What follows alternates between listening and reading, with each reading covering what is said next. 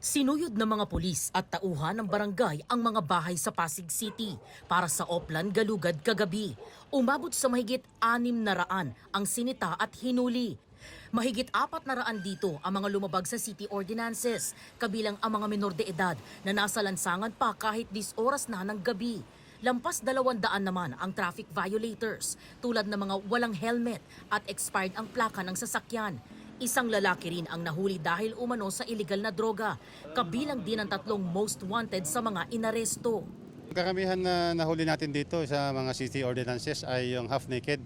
Siguro dala na rin ito ng medyo painit na yung panahon. Yun yung mga nahuli ng mga nakahubad, yung mga nagiinuman sa kalye, at yung mga maingay, yung mga nagbibideo okay.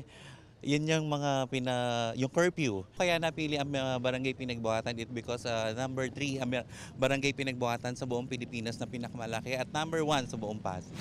Sa Marikina, nasa 160 katao ang nahuling nagiinuman sa kalsada, nakahubad at lumalabag sa smoking ban at batas trapiko.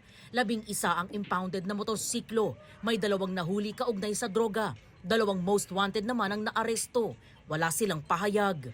This time, ini-intensify natin ang ating operation by utilizing or maximizing our personnel at of course, tinatap din natin ang support ng barangay. Merong deterrent effect ito. Nalalaman ng mga violators o yung mga usual offenders na binabawal na pala ang mga ganito, lalo na yung mga nako-cover nitong ordinances like yung half naked, yung pag-iinom in public, yung mga nuisance, at yung curfew.